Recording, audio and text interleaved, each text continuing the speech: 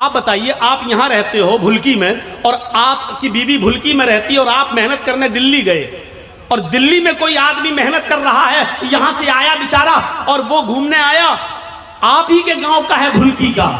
अब आपने दिल्ली में एक साड़ी खरीदी 5,000 की, 10,000 रुपए की खूबसूरत साड़ी खरीदी और खूबसूरत साड़ी उसके हाथ में देकर कहा कि भाई तुम तो भुल्की जा रहे हो ना, उत्तर दिनाजपुर मेरे गांव में जा रहे हो ना, ऐसा करो कि ये साड़ी मेरी बीवी को दे देना।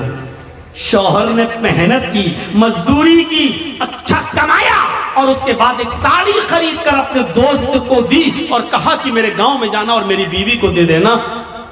दोस्त घर पे आया, दरवाजे को दस्तक दी, बीवी ने दरवाजा खोला, आइए बैठिए, क्या हुआ? आपके हस्बैंड ने आपके लिए साड़ी भेजी है। उसने साड़ी दी, ओह इतनी खूबसूरत साड़ी, आइए आइए बैठिए, चाय पी के जाइए। उसने दरवाजे खोले। अब हकीकत क्या है? उस औरत को तारीफ किसकी करना चाहिए, शौहर की या साड़ी देने वाले की? आपकी अकल भी कहेगी यार जिसने साड़ी भेजी है उसकी तारीफ, कितने अच्छे हैं मेरे शौहर, देखो इतनी दूर से भी मुझसे कितना प्यार करते हैं और मुझे कितना मानते हैं, मेरा ख्याल रखते हैं, साड़ी भेजी। अब वो औरत बजाय शौहर के तारीफ करने के अपने दिल के सारे दरवाजे इस साड़ी लाने वाले के लिए खोल दे। एक्सक्यूज मी, आइए चाय पी लीजिए, आप कितने अच्छे हैं, आप हमारे लिए साड़ी लेके आए हैं, चलिए कहीं डेट पे चलते हैं, चलिए कहीं घूमने चलते हैं। उसी की तारीफ के पुल बांधने लगे। और शौहर को अगर पता चल जाए दिल्ली में बैठे हुए आज के इस कंप्यूटराइज्ड दौर के अंदर कि कमबख्त साड़ी मैंने भेजी और बेगैरत दिल दे बैठी साड़ी देने वाले को, वहीं से मोबाइल करेगा, फोन की घंटी बजेगी, बीवी उठाएगी, कुछ सुनेगा नहीं, कहेगा तलाक तलाक तलाक।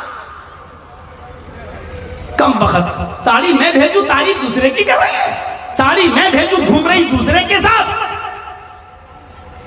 अल्लाह ने नबियों को भेजा, रसूलों को भेजा, पीरों को, वलियों को भेजा कि जाओ तुम मेरे दीन का प्रचार करो और इस्लाम की और तौहीद की दावत को बुलंद करो।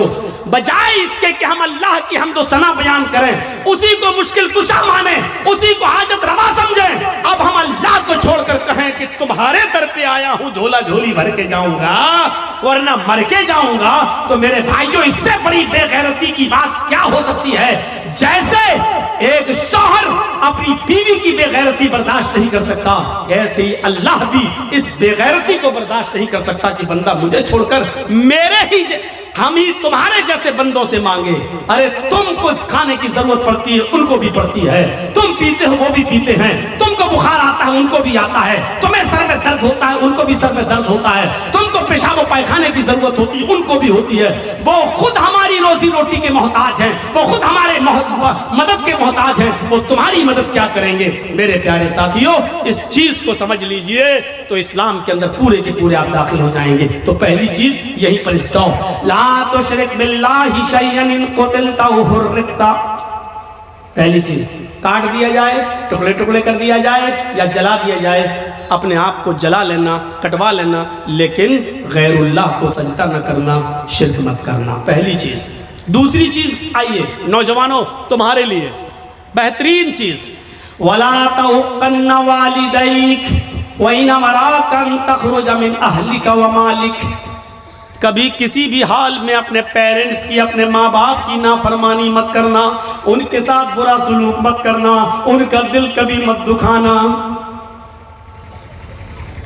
आगे वाले जुमले मेरे भाइयों हमारी आंखें खोल देंगे। वइन अमराकन तखरुज मिन अहलिका व मालिक, अगर जे तुम्हें तुम्हारे वालिदैन, तुम्हें तुम्हारे माँ और बाप दोनों तुम्हारे घर से, अपने घर से नहीं, वो तो घर है ही, तुमने मेहनत करके जो घर कमाया है और बनाई है बिल्डिंग, और तुमने जो शादी की है, अगर वो तुम्हें हुक्म दें कि तुम अपने घर से निकल जाओ, तो अपने बाप का हुक्म मानते हुए तुम्हें अपना घर छोड़ना पड़ेगा।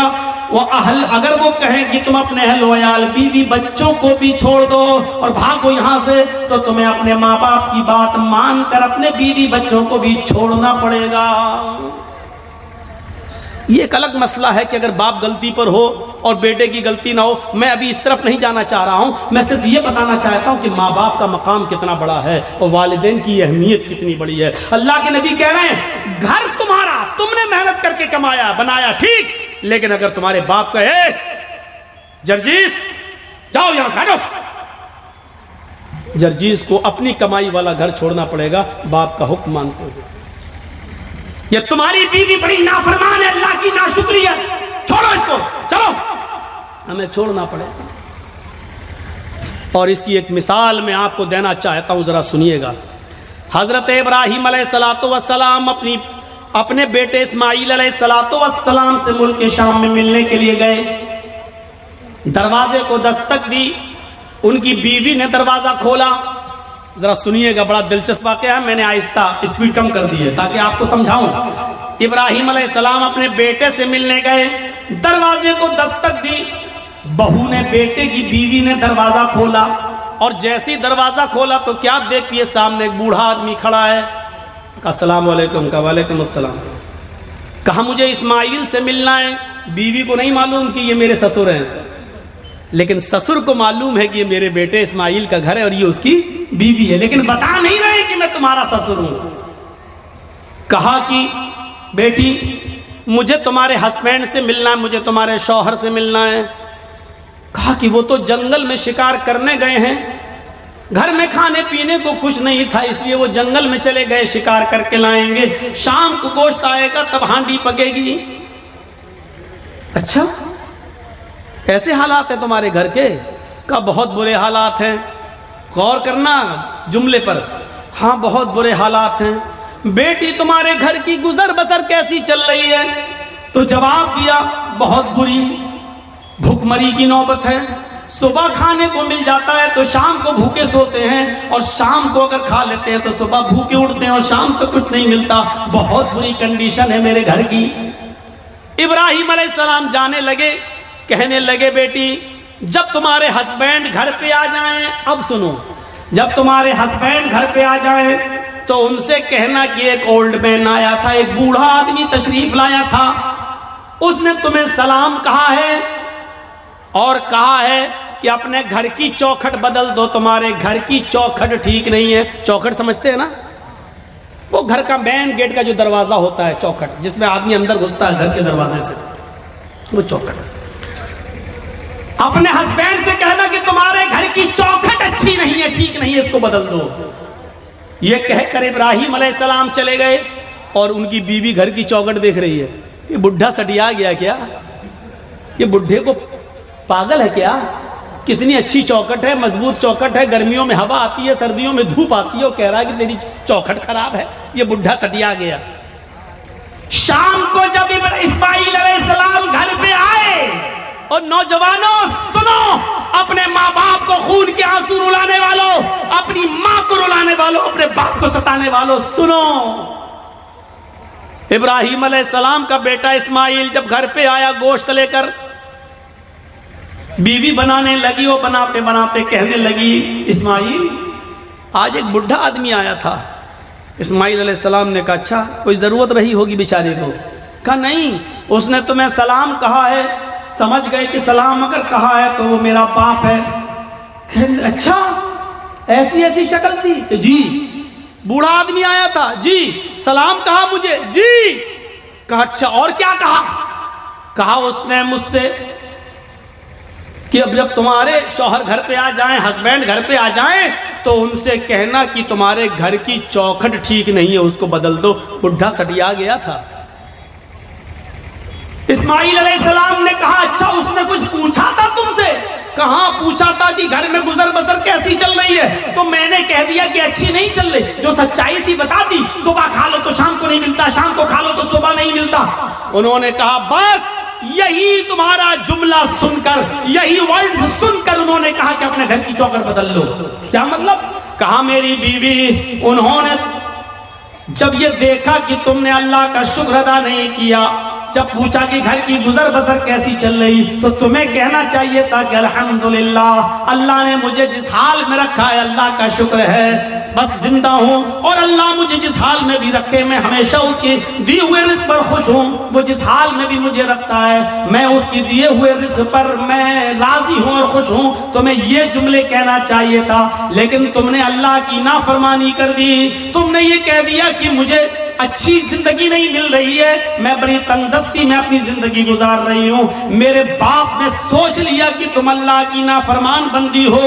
आए मेरी बीवी, उन्होंने घर की इस चौखट को बदलने के लिए नहीं कहा है, जो घर की चौखट है, ये दरवाजे के ऊपर जो चौखट है, इसको बदलने के लिए नहीं कहा है, उन्होंने चौखट बदलने के लिए कहा है। इसका मतलब ये है कि उन्होंने अपनी बीवी बदलने के, उन्होंने मेरी बीवी बदलने की बात कही है। उन्होंने इशारा किया है, ऐसी अल्लाह की नाफरमान बीवी को अपने घर में तुम मत रखो।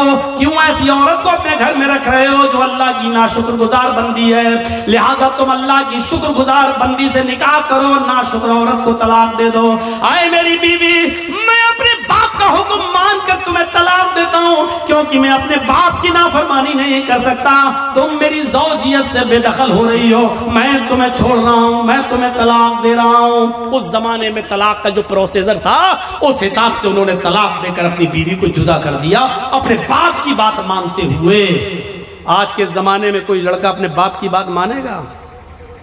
अरे बाप की बात तो छोड़ो, शादी के 2-4 महीने के बाद वो ऐसा बीवी का गुलाम होता है कि फिर अपनी अम्मा से कहता है, चुप तू नहीं समझेगी। ओफ, कोई बात हो रही है, कहता है तू नहीं, तू बीच में क्यों बोलती है, तू नहीं समझेगी।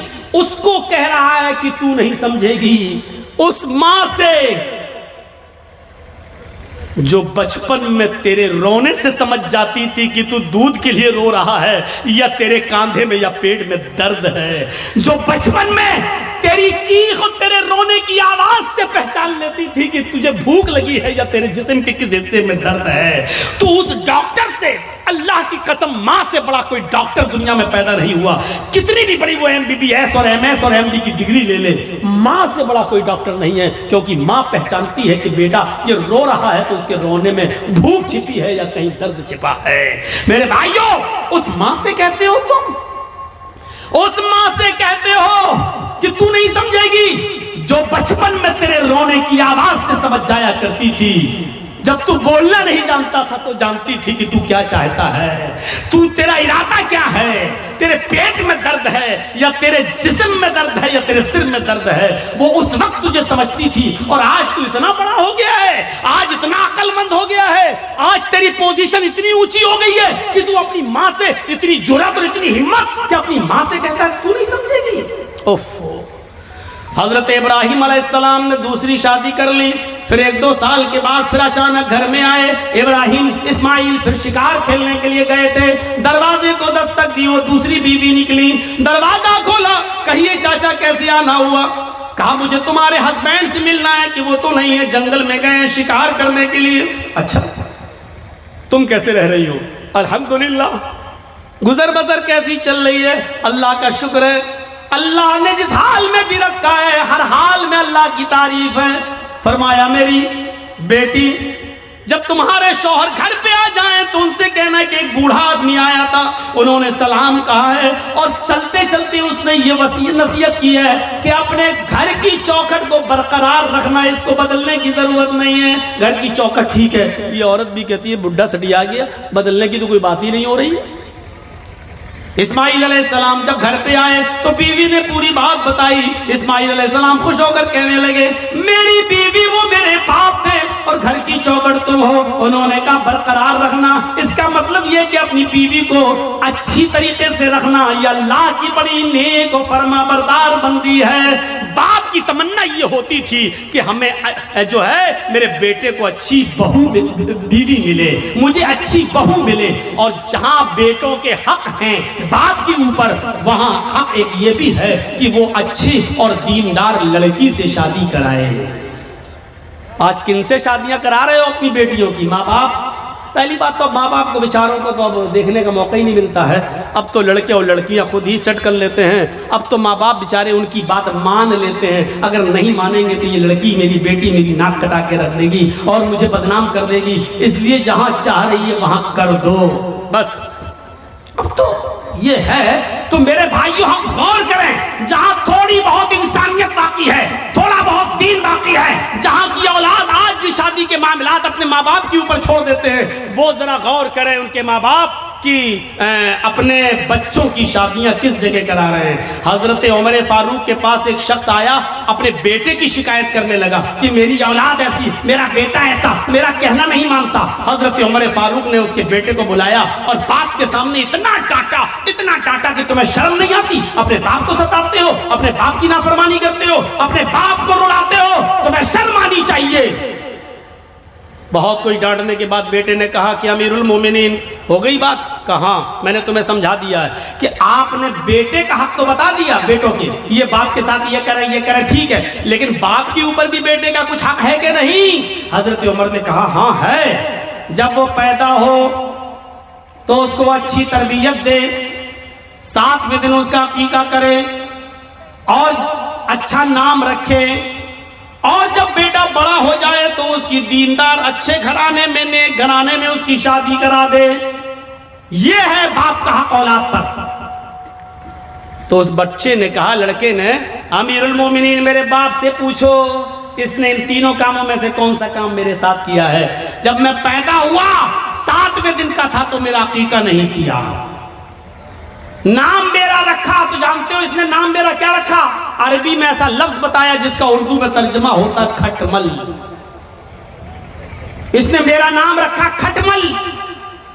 और तीसरा, जब मैं बड़ा हुआ तो शादी करा दी एक मजूसी लड़की के साथ, एक अनपढ़ जाहिल गवार जो जानती नहीं है कि शौहर का हक क्या है, इसने एक नाफरमान औरत के साथ मेरी शादी करा दी। तीनों काम इसने नहीं किए। फिर हजरत उमर फारूक ने बाप को डांटा, कहा बेटे की शिकायत करते हो, अपनी गलती नहीं बताते हो कि तुम्हारी गलती क्या है? तुमने जब अपनी औलाद का हक अदा नहीं किया तो अब भुगतो, देखो, और अब ये सारे जुल्म और ज्यादती सहो, अब तो तुम्हें सहना पड़ेगा। मेरे भाइयों, एक सहाबी रसूल हैं, अपनी माँ को खाने काबा का तवाफ करा रहे हैं, उनकी माँ पैरों से लंगड़ी है। अल्लामा हेस्मी ने अपनी किताब मजमूउज़ ज़वाइद के अंदर इस वाक़े को नकल किया है, जरा गौर से सुनिएगा। उनकी माँ आंखों से अंधी है, पैरों से लंगड़ी है, बूढ़ी है। कहने लगी, बेटा मुझे खाने काबा का तवाफ करा दे, मेरे बेटे मुझे उम्रा करा दे, मेरे बेटे मैं तवाफ करना चाहती हूँ। उसके बेटे ने अपनी माँ को पकड़ा और खाने काबा तक ले गया, सवारी का इंतजाम किया और ले गया। और खाने काबा पहुंचने के बाद वो चूंकि पैरों से लंगड़ी थी, आंखों से अंधी थी, इसलिए वो चल नहीं सकती थी।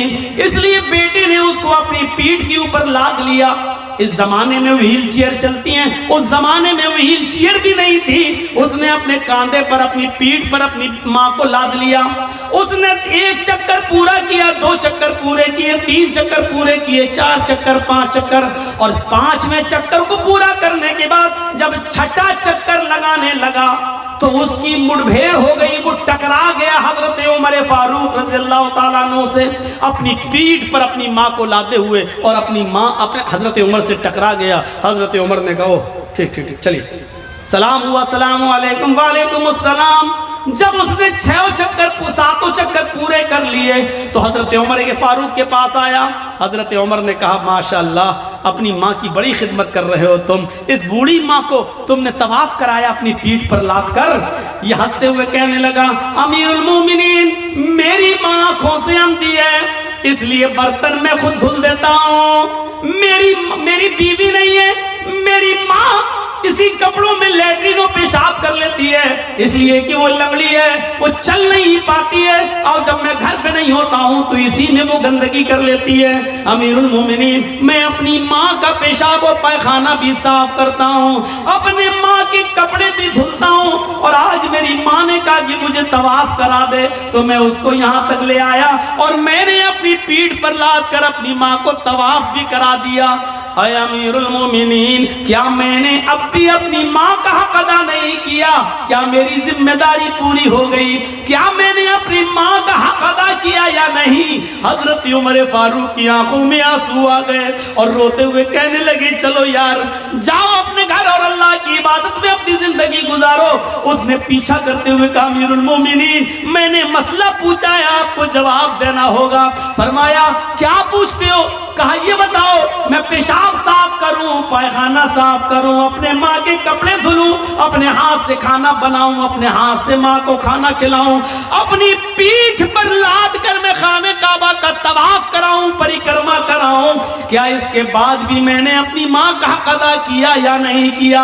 हजरत उमर कहते हैं सुन, जब तुझे तेरी माँ जन रही थी, जब तुझे तेरी माँ पैदा कर रही थी, जब अपने पेट से तुझे बाहर कर रही थी, उसको जो दर्द हो रहा था, जो लीवर पेन हो रहा था, उसको जो दर्द हो रहा था तुझे जन्मते वक्त, तुझे पैदा करते वक्त, और उस दर्द में जो उसने पहली आह निकाली, जो उसने दर्द में पहली आवाज निकाली, आह, उसने अपनी जबान से जो पहला जुमला अदा किया, आह, जो उसने आह की आवाज निकाली, आए मेरे दोस्त, अभी तो तूने अपनी माँ की पहली आह का भी हक अदा नहीं किया, तो उसकी पूरे जीवन का और पूरी लाइफ का और पूरी जिंदगी का हक अदा क्या करेगा?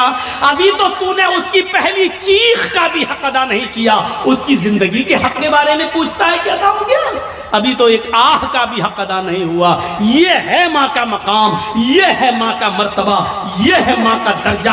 अगर आप नमाज पढ़ते हैं लेकिन आपकी माँ आपसे खुश नहीं है तो बेकार है आपकी नमाज। आप रोजा रखते हैं, आपकी माँ आपसे नाराज है तो बेकार है आपके रोजे।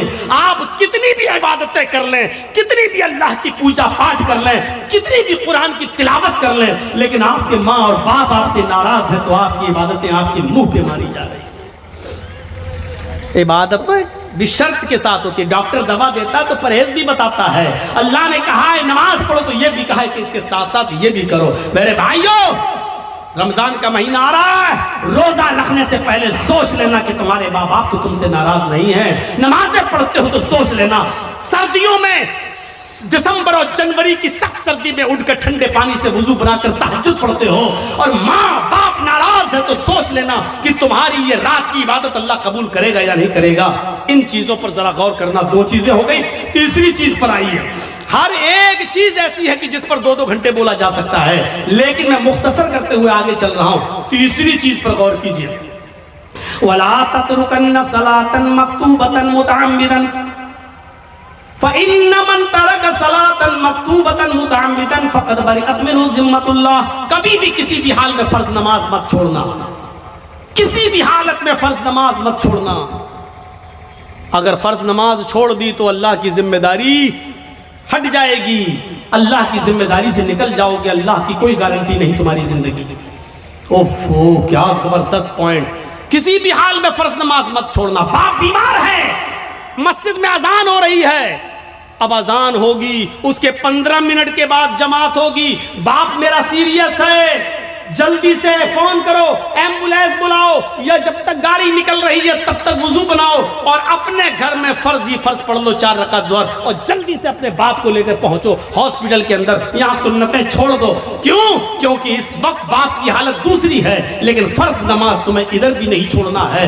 लिहाजा जल्दी से वुजू बनाओ। अब मस्जिद में मत जाओ, मस्जिद में जाओगे 15 मिनट इंतजार करोगे, फिर इमाम साहब पता नहीं कितनी लंबी नमाज पढ़ाएं। जल्दी से वुजू बनाओ घर पे और 4 रकात ज़ोहर की पढ़ो और छोटी छोटी सूरतें पढ़ लो, इन्ना अतैना कल कौसर, कुल हुवल्लाहु अहद अल्लाहु समद, और जल्दी से सलाम फेरो और अपने बाप को, अपने बेटे को, अपनी बीवी को लेके हॉस्पिटल पहुंचो। हॉस्पिटल में भर्ती कर लो, आईसीयू में भर्ती हो गई है, ठीक है, उधर भी जल्दी से वुजू बनाओ, असर की नमाज पढ़ लो। और अगर देख रहे हो कि बाप ज्यादा सीरियस, माँ ज्यादा सीरियस, तो जल्दी से 4 ज़ोहर पढ़ लो, 4 उसी के साथ असर पढ़ लो और जल्दी से लेके चलो, क्योंकि इस वक्त आपकी कंडीशन दूसरी है, बेटे की कंडीशन दूसरी है। मेरे भाइयों, लेकिन नमाज आपको इस कंडीशन में भी पढ़नी है, छोड़नी नहीं है। हालत तंदुरुस्ती में और अच्छे खासी हालत में छोड़ देने वालों, इस्लाम के अंदर पूरे के पूरे दाखिल हो।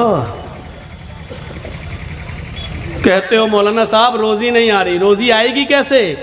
रोजी की दुआ तो अल्लाह ने नमाज में बताई है। जब एक सजदा करके उठते हो और दूसरे सजदे में जाते हो तो सजदे, दोनों सजदों के दरमियान बैठकर जो दुआ पढ़ते हो, मेरे भाइयों, सबसे अफजल और सबसे अच्छी दुआ तो मुस्लिम शरीफ की हदीस की ये है, रब्बिग़फिरली रब्बिग़फिरली, अल्लाह मेरी मग़फ़िरत फरमा, अल्लाह मेरी मग़फ़िरत फरमा।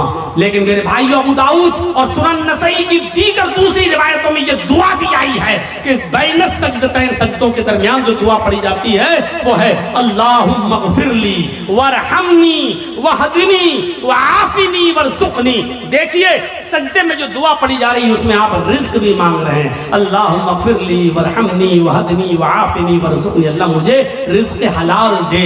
आपने ज़ोहर की 10 रकातें पढ़ी, 10 बार आपने कहा वरज़ुक़नी। आपने फजर की 4 रकातें पढ़ी, 2 सुन्नत 2 फर्ज, आपने 4 मरतबा कहा वरज़ुक़नी, अल्लाह मुझे रिज़्क़ हलाल दे। आपने असर की, अगर मस्जिद में पहले पहुंच गए तो 4 सुन्नत और 4 असर फर्ज पढ़ ली तो 8 रकातें पढ़ी, 8 मरतबा आपने कहा वरज़ुक़नी। मगरिब में 5 मरतबा आपने कहा वरज़ुक़नी। इशाम में कम से कम 7 रकातें हैं, 4 फर्ज 2 सुन्नत और 1 वित्र, आपने 7 मरतबा कहा वरज़ुक़नी। गौर करो, जो इतनी बार अल्लाह से रिज़्क़ मांगे, रोजी मांगेगा, अल्लाह उसको मायूस करेगा, अल्लाह उसको निराश करेगा, अल्लाह उसको नाउम्मीद लौटाएगा? नहीं। तो आपको रिज़्क़ हलाल मांगने की दुआ अल्लाह ने बताई है और वो है नमाज। नमाज ही नहीं पढ़ोगे, अल्लाह से मांगोगे ही नहीं तो अल्लाह क्यों देने लगा तुम्हें? और देगा भी तो ऐसे ही देगा। 5,000 कमाया, घर पे आए, बेटा बीमार, डॉक्टर ने कह दिया आईसीयू में रखा जाएगा, खर्च करो 50,000। कमाया 10,000, घुस गया 50,000। क्यों? अल्लाह ने कहा वमन अअरज़ा अन ज़िक्री फ़इन्न लहू मईशतन ज़न्का, तुम मेरे जिक्र से एराज करोगे हम तुम्हारी रोजी को तंग कर देंगे। जिक्र से एराज करना, आज एक दिल चाहता है कि तुमको एक कीमती बात बता दूं, सुनिए।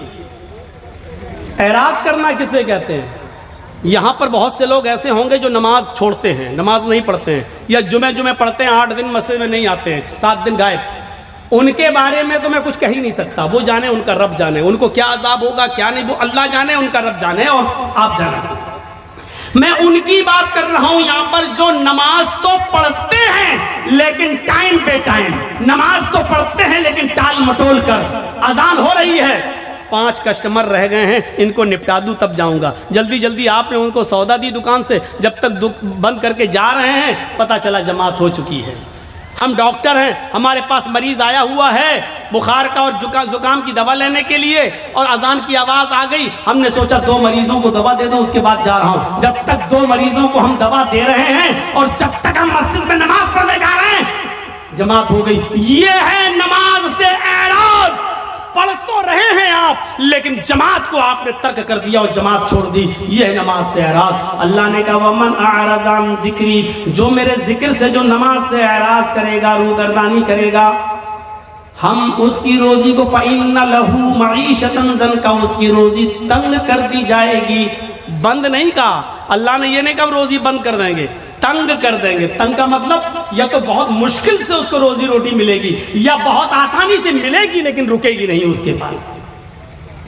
आज कितने लोग हैं ऐसे, मौलाना साहब बहुत कमाता हूं लेकिन बरकत नहीं हो रही है, मौलाना साहब 1 लाख रुपया महीना कमाता हूं लेकिन रुकता नहीं है, कभी इसको कैंसर, कभी उसको टीबी, कभी इसको बीमारी, बीमारियों ने घेर लिया, लगता है कोई जादू टोना कर रहा है। अरे अल्लाह के बंदे, एराज को समझ ले। एराज किसको कहते हैं? वमन अअरज़ा अन ज़िक्री, जो मेरे जिक्र से नमाज से एराज करेगा।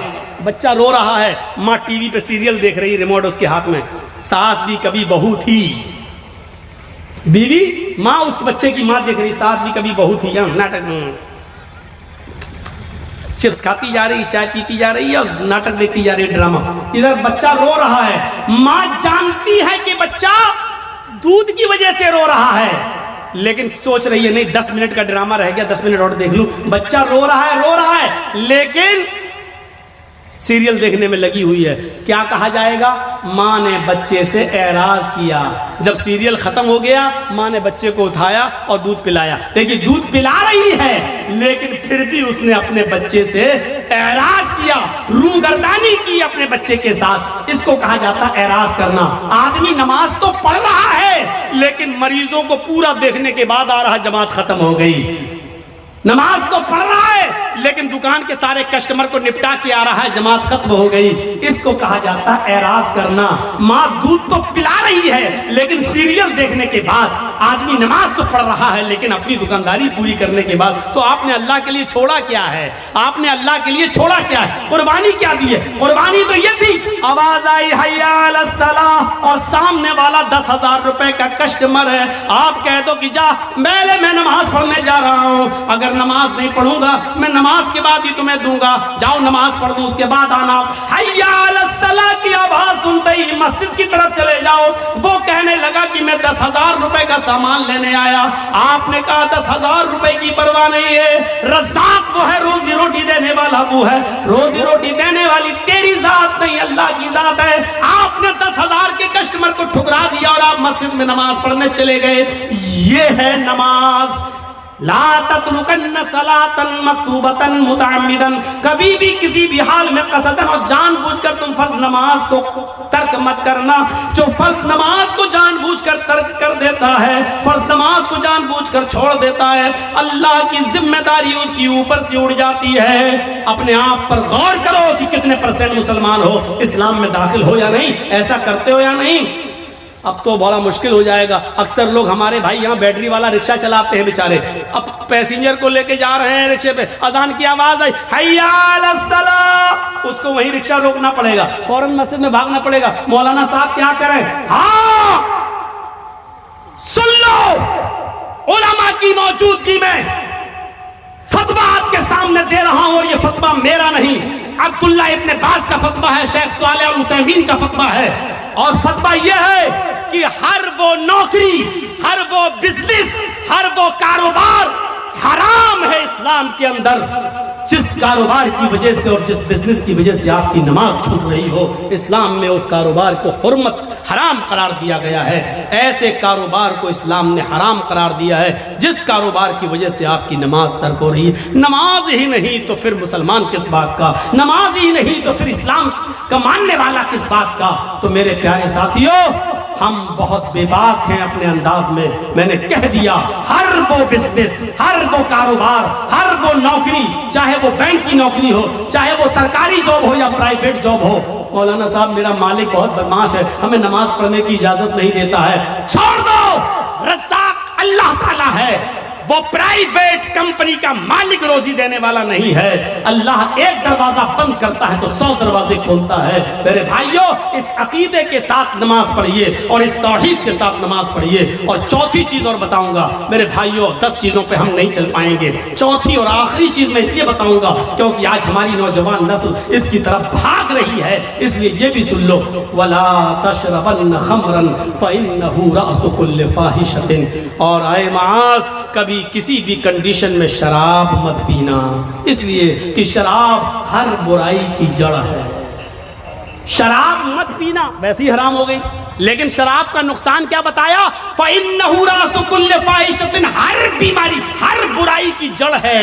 यानी आप शराब पिएंगे तो कोई भी गुनाह कर सकते हैं। शराब पी के आदमी घर में आया, माँ ने डांटते हुए कहा, अच्छा तू शराब पी के आया कमीने, बेगैरत, शराब पी के आया, हट तेरी माँ का, तेरी अपनी माँ को ही माँ बहन की गाली दे रहा है, अपनी बहन को ही गाली दे रहा है, अपनी बेटी को गाली दे रहा है। इससे बड़ा कमीना और इससे बड़ा रजील इंसान कौन हो सकता है जो शराब के नशे में आकर अपनी माँ को गाली दे, अपने ही बाप को गाली दे, अपनी बहन को और अपनी बेटी को गाली दे, अपने भाई को गाली दे। इससे बड़ा कमीना इंसान और कौन हो सकता है? मैंने खुद दिल्ली के अंदर देखा, नाली में पड़ा, बीच सड़क पे पड़ा, पुलिस वाले लाठी मार के हटा रहे, अरे यहाँ मंत्री की गाड़ी जाने वाली कमीना, हट हट हट। तो हंसते हुए कहता, कौन मंत्री, ओधी मोदी सब मेरे बाप के नौकर हैं।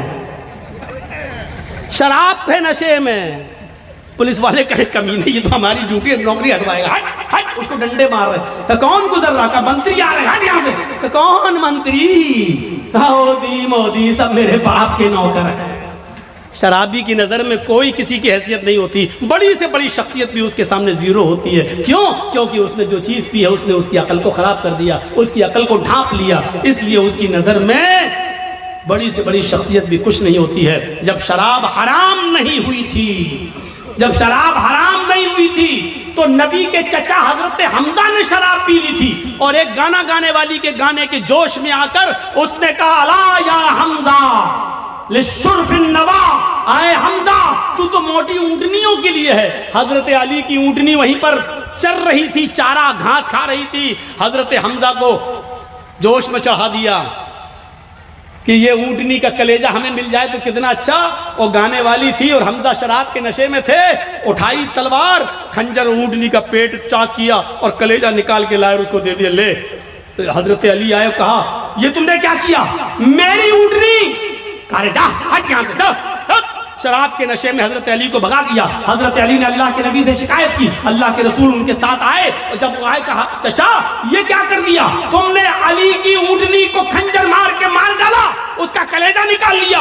हजरत हमजा शराब के नशे में थे। बुखारी की रिवायत, हजरत हमजा शराब के नशे में अल्लाह के रसूल से कह रहे, चल हट, तू तो मेरे बाप का नौकर है, तू तो मेरे बाप का गुलाम है। मेरे भाइयों, शराब के नशे में जब एक शख्स मोहम्मद रसूलुल्लाह को ऐसा कह सकता है तो इसका मतलब यह है कि शराब छोटे और बड़े की तमीज को भुला देती है। शराब इंसान के अंदर से इज्जत, रिस्पेक्ट और अदब को खींच लेती है। इसलिए नौजवानों, शराब जैसी मनहूस चीज को अपने मुआशरे से दूर रखिए, अपने समाज से दूर रखिए। आपको मालूम एक सुनन नसई का वाक़या सुनाकर अपनी बात को खत्म कर दूंगा। मेरे भाइयों, जरा सुनिएगा सुनन नसई की रिवायत। एक औरत बेवा थी उस जमाने में, पुराने जमाने की बात। हजरत उस्मान इस हदीस के रावी हैं, फरमाते हैं कि एक औरत का शौहर मर गया। औरत बड़ी खूबसूरत थी, उसकी नौकरानी को, लौंडी को उसकी बदजनी के बारे में मालूम था। वो नौजवान लड़कों को तलाश करती रहती थी और अपना इरादा जाहिर करके उनसे गलत काम करवाती थी। एक दिन नौकरानी ने बताया कि एक नौजवान है, बड़ा नेक है, नमाजी है, बहुत बड़ी इबादत गुजार है, बहुत शरीफ है, लेकिन बड़ा खूबसूरत है। कहा कि उसको बुला कर लाओ। नेक आदमी, बहुत नेक इबादत गुजार आदमी। इसकी नौकरानी ने कहा कि मेरी मालिकन तुमको बुला रही हैं, तुमसे कुछ कपड़ा खरीदना चाहती हैं, क्योंकि वो कपड़ा बेचा करते थे, अपने सर पर गठरी लाद कर कपड़ा बेचते थे। तो उन्होंने सोचा चलो कपड़ा खरीदेगी, हम दे देंगे। वो उसके साथ चले गए। नौकरानी उनको लेकर दरवाज़ा खोलती है, अंदर जाती है, दरवाज़ा बंद हो जाता है, दूसरे दरवाजे के अंदर ले जाती है। जैसे ही अंदर घुसते हैं दरवाज़ा बंद हो जाता है। ये हजरत कह रहे हैं साहब कहाँ लेके जा रही हो? कहा कि बस एक दरवाज़ा और है। वो और अंदर ले गई, दरवाज़ा बंद, सामने वही बेवा औरत बैठी हुई जिसका शौहर मर चुका है। उसने अपनी नौकरानी को इशारा करके कहा कि तुम जाओ, और उनसे कहने लगी कपड़ा दिखाओ। और जैसे ही कपड़ा दिखाया, कहा ये कपड़ा। वो करीब आती गई और आते आते कहने लगी उदनु मिन्नी, मेरे करीब आइए और मेरे साथ हम बिस्तरी कीजिए, मेरे साथ गलत काम कीजिए। इन्होंने कहा रे हटो, तौबा, अस्तगफिरुल्लाह। ये भागने लगे। उन्होंने कहा भागने का कोई रास्ता नहीं, चारों तरफ से दरवाजे बंद हो चुके हैं। कहा कि तुम डरो, अल्लाह के अजाब से डराया, लेकिन उस औरत के ऊपर कोई फर्क नहीं पड़ा। उसने कहा कि तुम मेरे साथ ये काम कर रहे हो या नहीं कर रहे हो? कहा कि नहीं करूंगा। कहा इधर अंदर आओ। उस एक और दरवाजे के अंदर ले गई। क्या देखती है कि एक लकड़ी की टेबल रखी हुई है। उस लकड़ी की टेबल पर एक खूबसूरत छोटा बच्चा, जिसकी उम्र 5-6 साल रही होगी, खूबसूरत बच्चा बैठा हुआ है। और उसी टेबल पर एक शराब की बोतल रखी हुई है। वहीं पर जाकर ये औरत बैठ गई। इसने कहा कि देखो तुम बड़े नेक हो, शरीफ इंसान हो, मेरे चीखने की देर है, मेरे चिल्लाने की देर है, चारों तरफ से तुम घेर लिए जाओगे और मैं सिर्फ इतना बोलूंगी कि इस आदमी ने मेरी इज्जत को छलनी कर दिया। बस तुम्हारा हाल क्या होगा? तुम्हारी शराफत नीलाम हो जाएगी और लोग कहेंगे अच्छा दिन में इबादत और हाल ये है, अल्लाह की इबादत भी करते हो और औरतों के साथ ये गलत काम भी। तुम्हारी इज्जत का जनाजा निकल जाएगा, अर्थी निकल जाएगी। चलो 3 ऑप्शन देती हूं मैं तुम्हें, इन तीनों में से कोई एक काम तुम्हें करना पड़ेगा, इसके बगैर मैं नहीं छोड़ूंगी। सुनन नसई की रिवायत। अल्लाह, हजरत उस्मान फरमाते हैं कि अल्लाह के नबी ने फरमाया कि उस औरत ने 3 ऑप्शन दिए। पहला ऑप्शन, आए हजरत जी मेरे साथ जिना करो, आओ मैं तैयार हूं तुम्हारे साथ गलत काम करने के लिए। कहा नहीं। दूसरा ऑप्शन बताओ? कहा दूसरा ऑप्शन ये है कि इस बच्चे को कत्ल करो, ये छुरी रखी हुई है, इसको मारो। कहा नहीं, ये भी नहीं कर सकता। तो कहा फिर शराब पियो, ये पूरी बोतल जो रखी हुई है इसको पी लो और जाओ, मैं तुम्हें जाने दूंगी। 3 काम में से कोई एक काम तुम्हें करना है। इन्होंने नजर आसमान पे डाली का अल्लाह, जिना करना भी हराम, कत्ल करना उससे बड़ा गुनाह, सबसे बड़ा गुनाह कत्ल। इस बच्चे ने मेरा क्या बिगाड़ा जो इसको मैं मारूं? कत्ल नहीं कर सकता। उससे छोटा गुनाह यह है कि औरत मुझे बुरे काम के लिए उकसा रही है कि बुरा काम कर लो, मैं ये भी नहीं कर सकता। और अल्लाह मैं कत्ल भी नहीं कर सकता और ये भी नहीं कर सकता कि इसके साथ मुकाला करूं। इन दोनों से शराब पीना तो छोटा गुनाह है, चलो यही पी लेता हूं क्योंकि बचने का कोई रास्ता नहीं है और जान बचाना भी ज़रूरी है, तो चलो हराम चीज़ पी लेता हूं। ये जिना तो नहीं है, ये कम से कम कत्ल तो नहीं है, किसी को बेकसूर तो नहीं मार रहा हूं और इसकी इज्जत से खिलवाड़ तो नहीं कर रहा हूं। अय अल्लाह मेरे जुर्म को माफ़ कर देना। उसने ये कहकर शराब की बोतल उठाई और पूरी की पूरी बोतल वो शराब की पी जाता है। उस औरत ने कहा रुको, अभी चले जाना।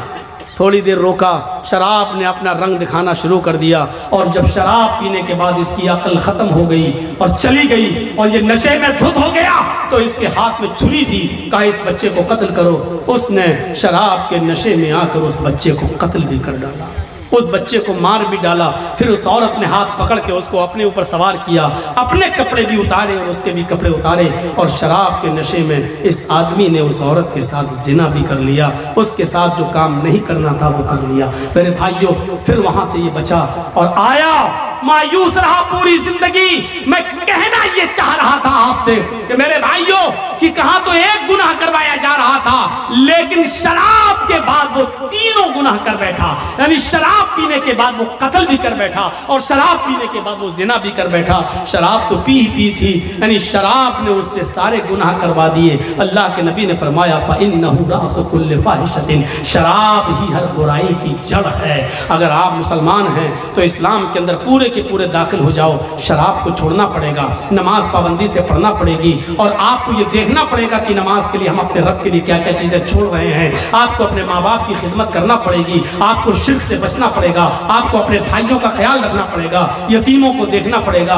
10 चीज़ें थीं, लेकिन मेरी हिम्मत अब जवाब दे चुकी है। कंटिन्यू प्रोग्राम कर करके मैं थक चुका हूँ। मेरे भाइयों, अब मेरे भाइयों मैं आपसे रुखसती चाहता हूँ और ये मेरे बिहार का आखिरी प्रोग्राम था। मैं कल अब लखनऊ के लिए जा रहा हूँ, मुश्किल से 2 दिन लखनऊ रहूँगा और उसके बाद फिर मैं बॉम्बे चला जाऊँगा। तो मेरे भाइयों, अल्लाह से मैं दुआ करता हूँ कि अल्लाह आमीन हमारी ख़ताओं को माफ़ फरमा दे, हमें इस्लाम के अंदर पूरा का पूरा दाखिल फरमा दे। अय अल्लाह शराब नोशी से हमें बचा ले। अल्लाह माँ बाप की खिदमत करने की हमें तौफीक अता फरमा। अय अल्लाह हमें शराब की हुर्मत को समझने की तौफीक अता फरमा और बार-ए-अल्लाह जब तक तो हमें जिंदा रख, इस्लाम पर जिंदा रखना और जब हमारा खात्मा हो तो ईमान पर हमारा खात्मा फरमाना। वमा अलैना इल्लल बलागुल मुबीन व आखिरु दअवाना अनिल हम्दुलिल्लाहि रब्बिल आलमीन। सलामु अलैकुम व रहमतुल्लाहि व बरकातुहू। यहाँ धर्म की और दीनी बातें होती हैं और होनी भी चाहिए, लेकिन जो शख्स तालीम के मैदान में अगर कोई काम करना चाहता है तो उसकी हौसला अफजाई भी होना चाहिए, वो ख्वाह कोई भी हो। अल्लाह ताला हम सब को अपने बच्चों को तालीम से रोशनास कराने की तौफीक अता फरमाए, क्योंकि तालीम ही सबसे बड़ा हथियार है गरीबी से लड़ने का, भुखमरी से लड़ने का और आतंकवाद से लड़ने का और हर किस्म की जहालत से लड़ने का। सिर्फ एक वाहिद इलाज है और वो है तालीम। अल्लाह ताला हम सब को और हमारे बच्चों को तालीम से मुज़य्यन फरमाए। पूरी टीम टीएमसी की आई हुई है, लगी हुई है, ऑफिस में सबसे मेरे मुलाकात की है। मैं दुआ करता हूँ अल्लाह ताला से कि अल्लाह ताला इस दीनी काम में जो लोग भी हिस्सा ले रहे हैं उनको हिम्मत दे, हौसला दे और उनकी कुर्बानियों को कबूल फरमाए। मेरे साथियों, इस्लाम जिस मज़हब के हम पैरोकार हैं, जिसका अर्थ और जिसका माना ही होता है शांति वाला और सलामती वाला, जिसके शब्द के अंदर सलामती हो, शांति हो, तो सोच लीजिए कि उस धर्म के अंदर जब उसकी स्टडी करेंगे, उसका मुताला करेंगे, उसको पढ़ेंगे, तो उस मज़हब के अंदर आपको क्या मिलेगा, कितनी शांति मिलेगी और कितना आपको अमन और सुकून की बातें इस मज़हब के अंदर आपको मिलेंगी, जिसका नाम ही हो इस्लाम। अल्लाह तबारक व तआला ने फरमाया, या अय्युहल्लज़ीना आमनु दुखुलू फिस्सिल्मि काफ़ा। आए ईमान वालों, आए मुसलमानों, तुम इस्लाम के अंदर पूरे के पूरे दाखिल हो जाओ। हर मुसलमान गौर करे, यहाँ जितने लोग बैठे हुए हैं और यूट्यूब चैनलों के ज़रिए दुनिया के जिस कोने तक आवाज़ जा सकती हो, सब मुसलमान गौर करें, क्या वो इस्लाम के अंदर पूरे के पूरे दाखिल हैं? ये आयत हमसे डिमांड कर रही है किसी चीज़ की, मुतालबा कर रही है किसी चीज़ की, और वो डिमांड क्या है, वो मुतालबा क्या है? वो मुतालबा ये है कि तुम इस्लाम के अंदर कंप्लीटली एंट्री कर लो, इस्लाम के अंदर मुकम्मल तौर पर दाखिल हो जाओ। सिर्फ नमाज पढ़ लेने का नाम इस्लाम नहीं है। अभी ये रमज़ान का रोज़ा जो अभी आने वाला है, गालिबन 2 मार्च से कैलेंडर के हिसाब से, वरना फैसला तो चांद के हिसाब से होगा। सिर्फ 1 महीने का रोजा रख लेने का नाम इस्लाम नहीं है।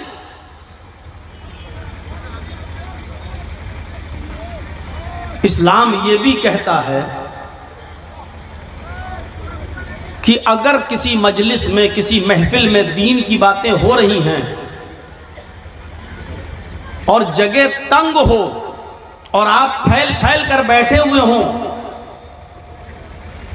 तो अगर आपसे कहा जाए तफस्सहू फिल मजालिस, मजलिसों के अंदर कुशादगी पर सिमट जाओ, एक दूसरे को बैठने का मौका दो, फैल जाओ, तो हमें और आपको चाहिए कि एक दूसरे के लिए हम सिमट जाएं और दूसरे को भी बैठने की जगह दें। देखिए कितनी बारीकी है। इस्लाम ये भी कहता है कि आपकी जात से और आपकी शख्सियत से किसी दूसरे को तकलीफ ना हो। इस्लाम सिर्फ नमाज पढ़ने का और रोजा रख लेने का, हज कर लेने का नाम नहीं है।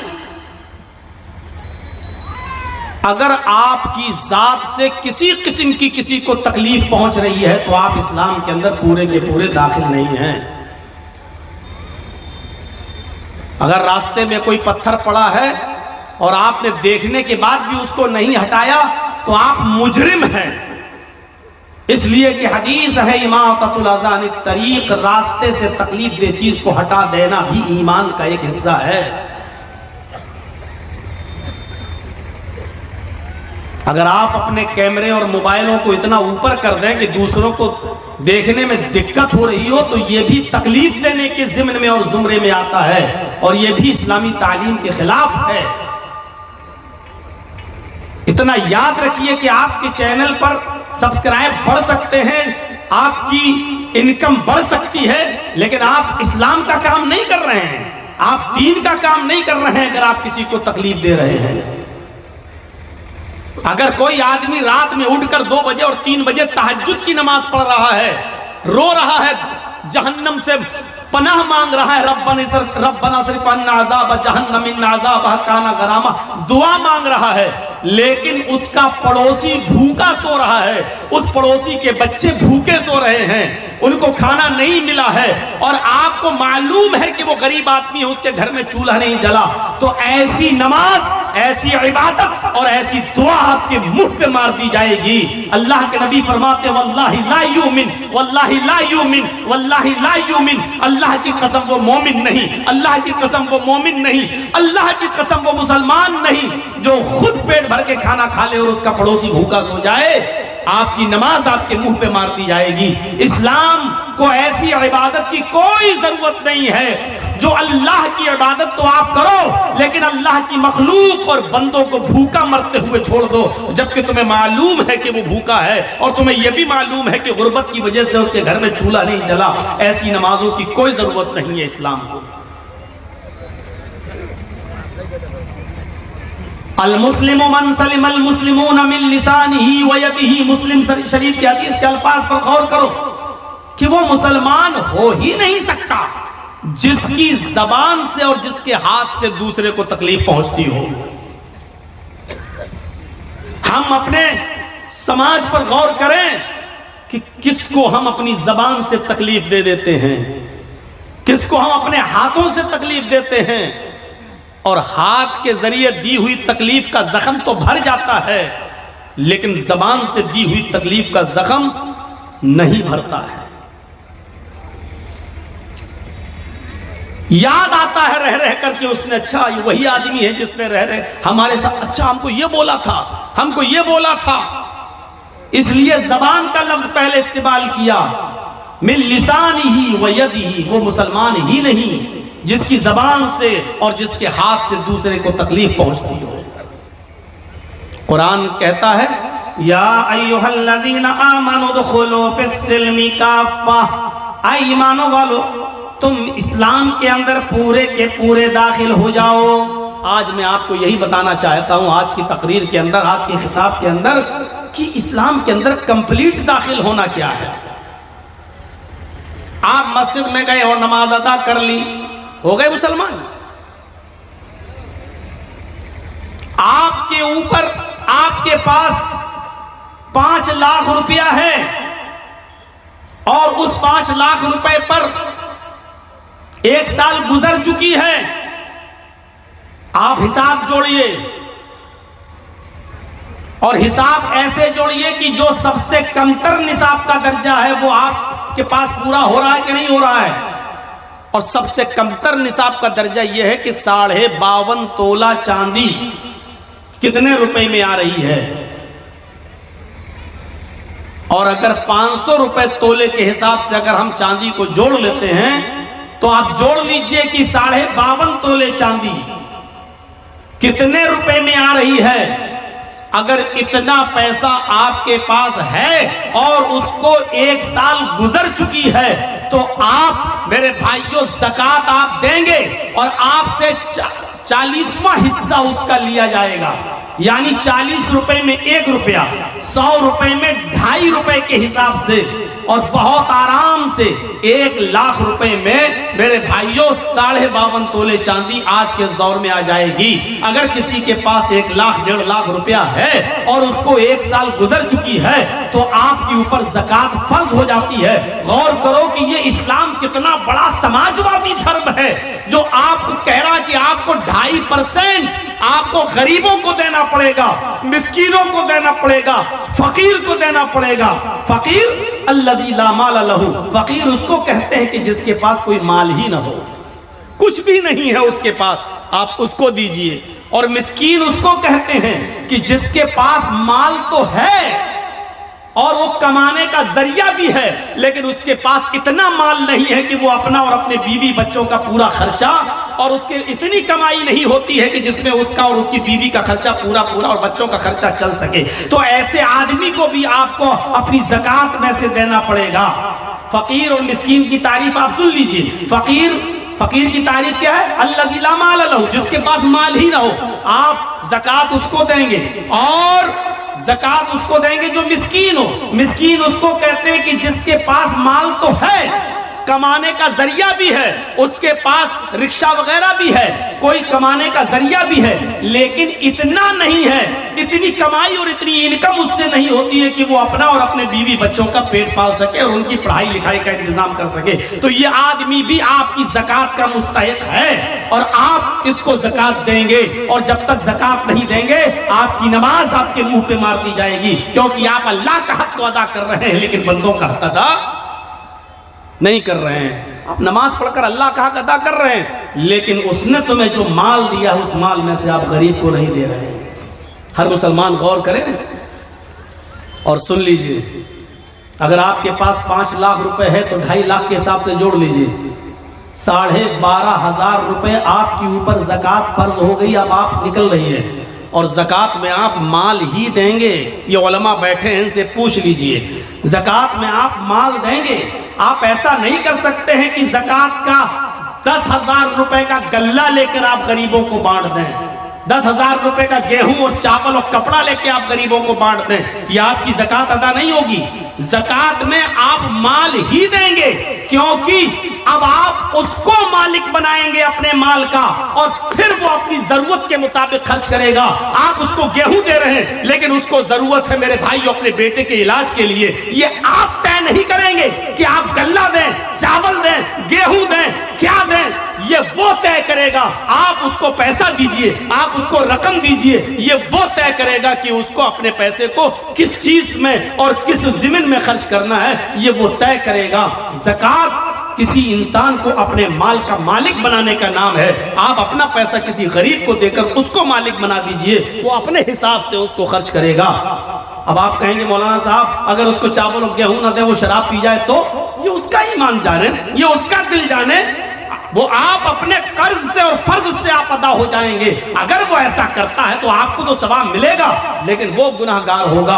और आपको अगर गेहूं और कपड़ा, चावल ये सब देना है तो ज़कात के अलावा मजीद आप सदका और खैरात जब करें तो उसमें से आप दीजिए, कोई नहीं रोकता है आपको, लेकिन ज़कात में आप उसको माल ही देंगे। तो मेरे प्यारे साथियों, इस्लाम के अंदर हमें पूरे के पूरे दाखिल हो जाएं, यही इस्लाम है। या इसी को अल्लाह तबारक व तआला ने फरमाया, या अय्युहल्लज़ीना आमनु दुखुलू फिस्सिल्मि काफ़ा, ऐ ईमानो वालो तुम इस्लाम के अंदर पूरे के पूरे दाखिल हो जाओ। ये इस्लाम नहीं है हम दूसरों को तकलीफ दें, हम दूसरों को परेशान करें, हम दूसरों के लिए मुसीबत बन जाएं। जानते हो तज़किरतुल हुफ़्फ़ाज़ में अल्लामा शमसुद्दीन ज़हबी रहमतुल्लाह अलैह ने एक वाक़या नकल किया है। ज़रा उस वाक़े की तरफ हम आपकी रहनुमाई करते हैं तो आपको पता चलेगा कि वाक़या क्या। दो सहाबा की दुकानें एक साथ थी, दो सहाबियों की दुकानें एक ही साथ थी। होता है इधर भी चाय की दुकान, इधर भी चाय की दुकान, होता है इधर भी मोबाइल की दुकान, आपके पड़ोस में भी मोबाइल की दुकान, कंपटीशन चल रहा है। मेरे भाइयों, दो सहाबी की दुकान और दोनों कपड़े की दुकान। और आओ मैं आपको बताऊं कि सच्चा मुसलमान कौन है। ओहो, मुसलमान अपने आप को कह देना एक अलग बात है, लेकिन अपने आप को सच्चा मुसलमान बनाना ये बहुत बड़ी बात है। और आज हम आपको सच्चे आप मुसलमान तो हैं, लेकिन गौर करें कि सच्चे मुसलमान हैं या नहीं। आप मुसलमान के दावेदार तो हैं, लेकिन ये गौर करो कि हम सच्चे मुसलमान हैं या नहीं। दो सहाबी की दुकान और दोनों कपड़े की दुकान। एक कस्टमर आया और एक सहाबी की दुकान पर पहुंच जाता है और उनसे कपड़ा खरीदता है, कपड़ा बेच दिया जाता है। उस जमाने में मोल भाव नहीं होता था, इतने का उतना दे दिया, क्योंकि इतना मांगा ही नहीं जाता था कि आदमी जरूरत से ज्यादा मांगे और फिर वो मोल भाव हो। और आज भी ये इंडियन पाकिस्तानी लोग जो सऊदी अरब में अंदर जो आज पहुंच गए, इन लोगों ने माहौल खराब करके रख दिया है वहां पर। वरना सऊदी अरब के अंदर भी मोल भाव नहीं हुआ करता था, जितना मांगा उतना दे दिया गया, क्योंकि वो ना ज्यादा डिमांड करते थे और ना ज्यादा पैसे। ये यहाँ के और पाकिस्तानी, बांग्लादेशी और इन लोगों ने जाकर वहां पर अपना इंडिया और पाकिस्तान वाला एशिया का फार्मूला इस्तेमाल किया कि ज्यादा मांगो, कम होते होते फिर हम इतने पे आ जाएंगे। तो ये अब चलने लगा है, पहले नहीं चलता था। मेरे प्यारे साथियों, उन दो सहाबियों की दुकान करीब करीब में थी। एक कस्टमर आया और उसने कपड़ा खरीदा और कपड़ा लेकर चला गया। थोड़ी देर के बाद दूसरा कस्टमर आया, वो भी इसी दुकान पर आया, उसने भी एक कपड़ा खरीदा और चला गया। थोड़ी देर के बाद एक तीसरा शख्स आया, वो भी इसी दुकान पर आया और उसने भी कपड़ा खरीदा और चला गया। थोड़ी देर के बाद चौथा कस्टमर इसी दुकान पर आता है, लेकिन दुकान वाला भी ये सोच रहा है, या अल्लाह मेरे पास तो 3 कस्टमर आ चुके हैं, मेरी इनकम तो इतनी हो चुकी है कि आज जो कमाई मुझे हासिल हुई, जो प्रॉफिट हुई, जो मुनाफा हुआ, जो लाभ हुआ, आज मेरे घर का चूल्हा जल जाएगा और मेरे बीवी बच्चे आज पेट भर कर खाना खा लेंगे। लेकिन मेरे पड़ोस में जो कपड़े की दुकान खोले हुए हैं, मेरा भाई, एक मुस्लिम भाई, मेरे ही बिरादरी का एक भाई जो दुकान खोले हुए है, उसके पास एक भी कपड़ा नहीं बिका है, उसकी भी बीवी है, उसके भी बच्चे हैं। अगर आज उसका कपड़ा नहीं बिका तो उसके घर में चूल्हा कैसे जलेगा, उसके घर में खाना कैसे बनेगा। वो भी कसीरुल अयाल है, उसके भी बच्चे हैं, ज्यादा बेटे बेटियां हैं, उसके घर में भी चूल्हा जलना चाहिए। तो इस सहाबी ने चौथे कस्टमर से कहा जो कपड़ा तुम खरीदना चाहते हो वो कपड़ा मेरे पास खत्म हो गया है, उससे भी अच्छी क्वालिटी का कपड़ा मेरे फला भाई की दुकान पर है, तुम पड़ोस में जाकर खरीद लो। इस आदमी को उसने उस दुकान की तरफ रेफर कर दिया और उस आदमी ने कपड़ा बेच दिया। थोड़ी देर के बाद एक और कस्टमर आया, इस सहाबी ने उस कस्टमर को भी उसकी दुकान पर भेज दिया और फिर नमाज पढ़ने के लिए चला गया। असर की नमाज का वक्त था, जब वो असर की नमाज पढ़ रहा था तो कह रहा था इलाहुल आलमीन, झूठ बोलना तेरे नबी के कानून के खिलाफ है, तेरे नबी के फरमान के खिलाफ है। आय अल्लाह मैंने झूठ बोला है, मुझे माफ कर देना। आय मेरे परवरदिगार, मेरे पास वो कपड़ा मौजूद था लेकिन मेरे भाई की हमदर्दी ने मुझे अंदर से झिझोड़ दिया है, इसलिए मैंने ये कह दिया है कस्टमर से कि वो कपड़ा मेरे पास नहीं, मेरे भाई के पास है। आय अल्लाह मेरे इस झूठ को तो झूठ में मत लिखना, क्योंकि तू अच्छी तरीके से जानता है कि मेरी नीयत झूठ बोलने की नहीं थी बल्कि अपने भाई की हमदर्दी करने की थी और मैं इसमें कामयाब हुआ। आय अल्लाह अगर तुझे मेरी ये नेकी पसंद हुई हो तो तू इस नेकी को कबूल फरमा ले। आज के इस कंपटीशन के दौर में अपने गरीबानों के बटन खोलकर झांको और बताओ ऐसा दुकानदार आज के जमाने में कौन है और कौन यहां से खड़ा होकर कह सकता है कि हम पक्के और सच्चे मुसलमान हैं। कोई एक उठकर बताए और ये कहे कि हम पक्के मुसलमान हैं और हम अपना कस्टमर दूसरे की दुकान पर भेज देते हैं, हम दूसरे के हमदर्द नहीं, दूसरे की दुकान पे आने वाला कस्टमर भी आप दूर से पुकार कर अपने पास बुला लेते हैं। अगर 2 रिक्शे वाले हैं तो 2 रिक्शे वाला, एक ने 20 मांगा, दूसरा कहता हो हमसे 15 दे देना, हमारे रिक्शे पर बैठ जाओ, वो और कम कर लेता है। आज के इस कंपटीशन के दौर में हर मुसलमान अपने गरीबानों में झांक कर देखे और बताए कि कौन पक्का मुसलमान है। नाम तो है मोहम्मद जर्जीस, नाम तो है मोहम्मद अजहर, नाम तो है नसीम अहमद, नाम तो है मोहम्मद अकरम, नाम है, और नाम रखने से कोई आदमी मुसलमान नहीं हो जाता। अगर नाम से ही कोई आदमी मुसलमान होता तो अल्लाह की कसम अब्दुल्ला इब्ने उबय इब्ने सलूल जन्नत में जाता। मेरे भाइयों अगर नाम से ही कोई आदमी मुसलमान होता तो जाने कितने लोग ऐसे हैं कि जिनके नाम इस्लामी थे और वो नबी अकरम के मुखालिफ थे और अल्लाह के रसूल ने उनको जहन्नम में जाने की बशारत दी है। मेरे प्यारे साथियों, नाम रख लेने से कुछ नहीं होता और नाम के हो जाने से कुछ नहीं होता। हर आदमी गौर करके देखे कि वो कितना पक्का मुसलमान है। दूसरे की हमदर्दी का नाम ही तो इस्लाम है। इसीलिए तो अल्लाह के नबी सल्लल्लाहु अलैहि वसल्लम ने फरमाया कि वो आदमी मोमिन नहीं, वो आदमी मोमिन नहीं, वो आदमी मोमिन नहीं। कौन? जो खुद पेट भर के खाना खा ले और उस दूसरा भाई उसका भूखा सो जाए। पड़ोसी, और पड़ोसी में कैद नहीं है कि मुसलमान, नहीं, कोई भी हो, पड़ोसी का लफ्ज है, कोई भी हो पड़ोसी होना चाहिए, चाहे वो हिंदू हो, यहूदी हो, ईसाई हो, बुद्धिस्ट हो, जैनी हो, सिख हो, किसी भी मजहब से उसका ताल्लुक है। अगर वो भूखा सो गया तो याद रखिए कि आपकी नमाज आपके मुंह पे मार दी जाएगी। नमाज, हम तो नमाज भी पढ़ते हैं तो ऐसा लगता है जैसे अल्लाह के ऊपर बहुत बड़ा एहसान करके आ रहे हैं। मस्जिद से निकले, दाढ़ी पे हाथ फेरे, निकल, अस्सलाम वालेकुम, वालेकुम अस्सलाम, लग रहा है जैसे अल्लाह पर बहुत बड़ा एहसान करके आया है, अल्लाह पर बहुत बड़ा एहसान करके। और कुछ तो ऐसे हैं, हमसे कहे जर्जी साहब जब से हमने नमाजें पढ़ना शुरू की तब से और रोजी रोटी में तंगी हो गई, पता नहीं चल रहा क्या है।